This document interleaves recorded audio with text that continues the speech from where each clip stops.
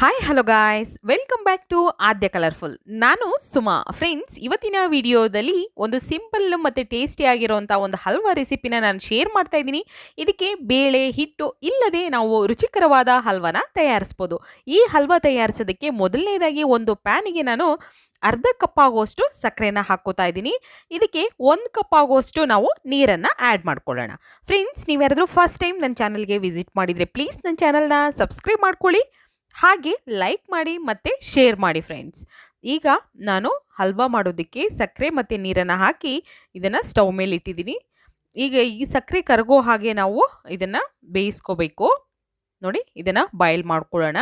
So ಈಗ ಒಂದು ಕಡೆ ಇದನ್ನು ಇಟ್ಟು ನಂತರ ಈಗ ನಾನಿಲ್ಲಿ ಬೇಳೆ ಹಿಟ್ಟು ಇಲ್ಲದೆ ನಾವು ರುಚಿಕರವಾದ ಹಲ್ವಾನ ಹೇಗೆ ತಯಾರಿಸೋದು ಅಂತ ನೋಡೋಣ. ಇಲ್ಲಿ ನಾನು ಬ್ರೆಡ್ ಪೌಂಡ್ ತೊಗೊಂಡಿದ್ದೀನಿ. ಸೊ ಇಲ್ಲಿ ಸುಮಾರು ಒಂದು 7ರಿಂದ 8 ಪೀಸಸ್ ಆಗುವಷ್ಟು ನಾನು ಬ್ರೆಡ್ ಪೀಸಸ್ನ ತೊಗೊಂಡಿದ್ದೀನಿ. ಸೊ ಈ ಬ್ರೆಡ್ ಪೀಸಸ್ನ ನೀವು ಬೇಕಿದ್ರೆ ಜಾಸ್ತಿ ಕ್ವಾಂಟಿಟಿಲಿ ಮಾಡೋದಾದರೆ ಜಾಸ್ತಿನೇ ತೊಗೋಬಹುದು. ಓಕೆ, ಈಗ ನೋಡಿ ಸೈಡಲ್ಲಿರೋಂತಹ ಎಡ್ಜಸ್ಸನ್ನು ನಾವು ತೆಗೆದು ಬಿಡೋಣ.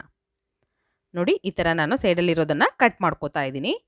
ತುಂಬ ಈಸಿಯಾಗಿ ನೀವು ಸಿಂಪಲ್ ಮತ್ತು ಟೇಸ್ಟಿಯಾಗಿ ಮಾಡುವಂಥ ಒಂದು ಬ್ರೆಡ್ ಹಲ್ವಾ ರೆಸಿಪಿನ ಇದನ್ನು ಫಂಕ್ಷನಿಗೂ ಕೂಡ ನೀವು ಮಾಡ್ಕೋಬೋದು.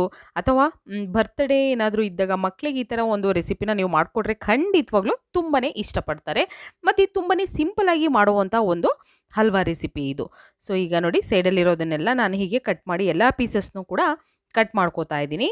ಸೊ ಕಟ್ ಮಾಡಿದ ನಂತರ ನಾವು ಇವಾಗ ಮಧ್ಯದಲ್ಲಿ 2 ಭಾಗ ಮಾಡ್ಕೊಳ್ಳೋಣ. ಹೀಗೆ ನಾನು 2 ಪೀಸಾಗಿ ಮಾಡ್ಕೋತಾ ಇದ್ದೀನಿ ಇದನ್ನು. ಸೊ ಈಗ ಎಲ್ಲ ಬ್ರೆಡ್ ಪೀಸಸ್ನೂ ಕೂಡ ನಾನು ಸೈಡಲ್ಲಿ ಕಟ್ ಮಾಡಿ ನಂತರ ಮಧ್ಯದಲ್ಲಿ 1 ಭಾಗನ ನಾನು ಮಧ್ಯದಲ್ಲಿ 2 ಭಾಗನ ಮಾಡಿ ಕಟ್ ಮಾಡಿ ಇದನ್ನು ಇಟ್ಕೋತಾ ಇದ್ದೀನಿ. ಸೊ ಈಗ ಎಲ್ಲದನ್ನು ಕೂಡ ಹೀಗೆ ಮಾಡಿ ರೆಡಿ ಮಾಡಿ ಇಟ್ಕೊಳ್ಳೋಣ. ಫಸ್ಟು ಬೇಳೆ ಹಿಟ್ಟು ಇಲ್ಲದೆ ನೀವು ಈ ರುಚಿಕರವಾದ ಹಲ್ವಾನ ಖಂಡಿತ ಒಂದ್ಸಲ ತಯಾರಿಸಿ ನೋಡಿ ಫ್ರೆಂಡ್ಸ್. ತುಂಬಾ ಸಿಂಪಲ್ ಮತ್ತು ಟೇಸ್ಟಿಯಾಗಿರುತ್ತೆ ಈ ಒಂದು ಹಲ್ವಾ ರೆಸಿಪಿ. ಹಾಗೆ ಈಗ ನೋಡಿ, ಇದಕ್ಕೆ ನಾನು ಒಂದು ಪ್ಯಾನಿಗೆ ಇವಾಗ ಸ್ವಲ್ಪ ಆಯಿಲ್ನ ಹಾಕ್ಕೊಳ್ಳೋಣ. ಆಯಿಲ್ ಸ್ವಲ್ಪ ಬಿಸಿ ಆಗಲಿ. ಇದನ್ನು ನಾವು ಡೀಪ್ ಫ್ರೈ ಮಾಡ್ಕೋಬೇಕು. ಸೊ ಯಾವುದನ್ನು ಡೀಪ್ ಫ್ರೈ ಮಾಡಬೇಕು ಅಂದರೆ ನಾವು ಬ್ರೆಡ್ ಪೀಸಸ್ನ ಡೀಪ್ ಫ್ರೈ ಮಾಡ್ಕೋಬೇಕಾಗುತ್ತೆ. ಈಗ ನಾನು ಕೆಲವೊಂದು ಡ್ರೈ ಫ್ರೂಟ್ಸ್ನು ಕೂಡ ತೊಗೊಂಡಿದ್ದೀನಿ. ಇಲ್ಲಿ ನಾನು ದ್ರಾಕ್ಷಿ ಮತ್ತು ಗೋಡಂಬಿ ಮಾತ್ರ ತೊಗೊಂಡಿದ್ದೀನಿ. ಸೊ ನೀವು ಬೇರೆ ಡ್ರೈ ಫ್ರೂಟ್ಸ್ನು ಕೂಡ ಬೇಕು ಅಂತಂದರೆ ತೊಗೋಬೋದು ಫ್ರೆಂಡ್ಸ್. ಮಕ್ಕಳಿಗೆ ತುಂಬಾ ಒಂದು ರುಚಿಯಾಗೂ ಕೂಡ ಇರುತ್ತೆ. ಹಾಗೆ ಒಂದು ಹಲ್ವಾ ಅಂತ ಅಂದರೆ ಖಂಡಿತ ನಿಮಗೆ ಯಾವುದೇ ಫೆಸ್ಟಿವಲ್ಸ್ಗೂ ಕೂಡ ನೀವು ಅಥವಾ ಫಂಕ್ಷನ್ಗೂ ಕೂಡ ನೀವು ಇದನ್ನು ರೆಡಿ ಮಾಡ್ಕೋಬೋದು. ನೋಡಿ, ಇವಾಗ ಫ್ರೈ ಮಾಡಿದ್ದೀನಿ ನಾನು. ಸೊ ಫ್ರೈ ಮಾಡಿ ಇದನ್ನು ಒಂದು ಕಡೆ ನಾವು ತೆಗೆದಿಟ್ಕೊಂಡ್ಬಿಡೋಣ. ಡ್ರೈ ಫ್ರೂಟ್ಸ್ನ ದ್ರಾಕ್ಷಿ ಮತ್ತು ಗೋಡಂಬಿ ತೊಗೊಂಡಿದ್ದೀನಿ. ಇಲ್ಲಿ ಈಗ ನಾನು ಬ್ರೆಡ್ ಪೀಸಸ್ನೆಲ್ಲ ಈಗ ಆಯಿಲಿಗೆ ನೋಡಿ 2 ಪೀಸಸ್ನೇ ಹಾಕಿ ನಾನು ಇದನ್ನು ಡೀಪ್ ಫ್ರೈ ಮಾಡ್ಕೋತಾ ಇದ್ದೀನಿ. ಸೊ ಜಾಸ್ತಿ ಟೈಮ್ ತೊಗೊಳ್ಳೋದಿಲ್ಲ, ಇದು ತುಂಬ ಬೇಗನೆ ಆಗುತ್ತೆ. ಸ್ಟವ್ನ ನೀವು ಲೋ ಫ್ಲೇಮಲ್ಲೇ ಇಟ್ಕೊಂಡು ಇದನ್ನು ಡೀಪ್ ಫ್ರೈ ಮಾಡ್ಕೊಳ್ಳಿ ಬ್ರೆಡ್ ಪೀಸಸ್ನ. ನೋಡಿ, ಈ ಥರ ನಾನು ಸ್ವಲ್ಪ ಪ್ರೆಸ್ ಮಾಡಿ ಅದನ್ನು ಬೇಯಿಸ್ಕೊತಾ ಇದ್ದೀನಿ. ಸೊ ಟರ್ನ್ ಮಾಡಿ ಇವಾಗ 2 ಸೈಡ್ ಕೂಡ ನಾವು ಬೇಯಿಸ್ಕೊಳ್ಳೋಣ. ಈಗ ಆಗಿದೆ. ಸೊ ಇದನ್ನು ಒಂದು ಟಿಶ್ಯೂ ಪೇಪರ್ ಮೇಲೆ ತೆಗೆದಿಟ್ಕೊಳ್ಳೋಣ. ಹೀಗೆ ನಾನು ಈಗ ಎಲ್ಲ ಬ್ರೆಡ್ ಪೀಸಸ್ನೂ ಕೂಡ ಈ ಥರ ಆಯಿಲಲ್ಲಿ ನಾವು ಫ್ರೈ ಮಾಡ್ಕೊಳ್ಳೋಣ ಫಸ್ಟು. ನೋಡಿ, ನೀವು ಪ್ಯಾನ್ ಸ್ವಲ್ಪ ದೊಡ್ಡದಾಗಿದ್ದರೆ ನೀವು ಒಂದೇ ಸಲ 4-5 ಆ ಥರ ಪೀಸಸ್ನ ಹಾಕಿ ನೀವು ಕೂಡ ಫ್ರೈ ಮಾಡ್ಕೋಬಹುದು. ಸೊ ನಾನು ಇಲ್ಲಿ ಚಿಕ್ಕದೇ ಇಟ್ಟಿರೋದ್ರಿಂದ ಸ್ವಲ್ಪ ನಾನು 2-3 ಪೀಸಸ್ನ ಹಾಕಿ ಫ್ರೈ ಮಾಡ್ಕೋತಾ ಇದ್ದೀನಿ. ಇಲ್ಲಿ ಪಾಕ ನೋಡಿ, ಸಕ್ಕರೆ ಕರಗಿದೆ ಚೆನ್ನಾಗಿ. ಇದಕ್ಕೆ ಏಲಕ್ಕಿ ಪೌಡರ್ನ ಹಾಕ್ಕೊಳ್ಳೋಣ ಸ್ವಲ್ಪ. ನೋಡಿ, ಈ ಥರ ಈ ಒಂದೆಳೆ ಪಾಕ ಏನು ಬೇಡ ನಮಗೆ, ಜಸ್ಟ್ ಅದು ಸಕ್ಕರೆ ಕರಗಿದ್ರೆ ಸಾಕು.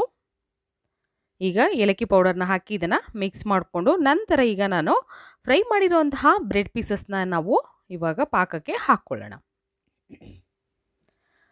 ತುಂಬಾ ಈಸಿಯಾಗಿ, ಸಿಂಪಲಾಗಿ ಮತ್ತು ಟೇಸ್ಟಿಯಾಗಿ ಬ್ರೆಡ್ ಹಲ್ವಾನ ಖಂಡಿತ ಒಂದ್ಸಲ ನೀವು ತಯಾರಿಸಿ ನೋಡಿ. ಇನ್ಸ್ಟೆಂಟ್ ಹಲ್ವಾ ರೆಸಿಪಿ, ತುಂಬ ಈಸಿಯಾಗಿ ಮಾಡುವಂಥ ಫಂಕ್ಷನ್ ರೆಸಿಪಿ ಇದು.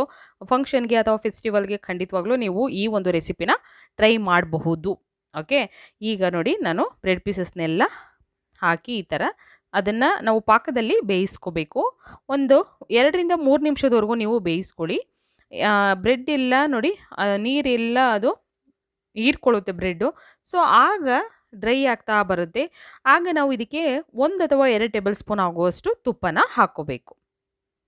ನೋಡಿ ತುಪ್ಪ ಹಾಕಿ ನಾನು ಮಿಕ್ಸ್ ಮಾಡ್ಕೋತಾ ಇದ್ದೀನಿ. ಸೊ ತುಂಬ ಈಸಿಯಾಗಿ ನೀವು ಹಲ್ವಾನ ಮಾಡ್ಬೋದು. ತುಂಬ ಸಿಂಪಲ್ ಮತ್ತು ಟೇಸ್ಟಿಯಾಗಿ ಒಂದು ಬ್ರೆಡ್ ಹಲ್ವಾನ ತಯಾರಿಸಿ ನೋಡಿ ಫ್ರೆಂಡ್ಸ್. ಬೇಳೆ ಮತ್ತು ಹಿಟ್ಟು ಇಲ್ಲದೆ ನಾವು ರುಚಿಕರವಾದ ಹಲ್ವಾನ ತಯಾರಿಸ್ಬೋದು. ಇಲ್ಲಿ ಈಗ ಆಯಿಲಲ್ಲಿ ಫ್ರೈ ಮಾಡಿರುವಂತಹ ಡ್ರೈ ಫ್ರೂಟ್ಸ್ನ ನಾವು ಹಾಕ್ಕೊಂಡು ಈಗ ಮಿಕ್ಸ್ ಮಾಡ್ಕೊಂಬಿಡೋಣ. ಮಿಕ್ಸ್ ಮಾಡಿ ತುಂಬ ಈಸಿಯಾಗಿ ಈಗ ಸಿಂಪಲ್ ಮತ್ತು ಟೇಸ್ಟಿಯಾಗಿ ಬ್ರೆಡ್ ಹಲ್ವಾ ರೆಡಿಯಾಗಿದೆ. ಇದನ್ನು ನಾನು ಸರ್ವಿಂಗ್ ಪ್ಲೇಟಿಗೆ ಹಾಕೋತಾ ಇದ್ದೀನಿ. ನೋಡಿ ಸಿಂಪಲ್ ಮತ್ತು ಟೇಸ್ಟಿಯಾಗಿ ಬ್ರೆಡ್ ಹಲ್ವಾ ರೆಸಿಪಿ ರೆಡಿಯಾಗಿದೆ. ನೀವು ಕೂಡ ಮನೇಲಿ ಟ್ರೈ ಮಾಡ್ತೀರಾ ಅಂತ ಭಾವಿಸ್ತೀನಿ. ವಿಡಿಯೋ ಇಷ್ಟ ಆಗಿದ್ರೆ ಪ್ಲೀಸ್ ಚಾನಲ್ನ ಸಬ್ಸ್ಕ್ರೈಬ್ ಮಾಡ್ಕೊಳ್ಳಿ, ಹಾಗೆ ಲೈಕ್ ಮಾಡಿ ಮತ್ತು ಶೇರ್ ಮಾಡಿ. ಇವತ್ತಿನ ವಿಡಿಯೋನ ಇಲ್ಲಿಗೆ ಮುಗಿಸೋಣ. ಮತ್ತೆ ಇನ್ನೊಂದು ಹೊಸ ವಿಡಿಯೋ ಜೊತೆ ಬರ್ತೀನಿ. ಬಾಯ್.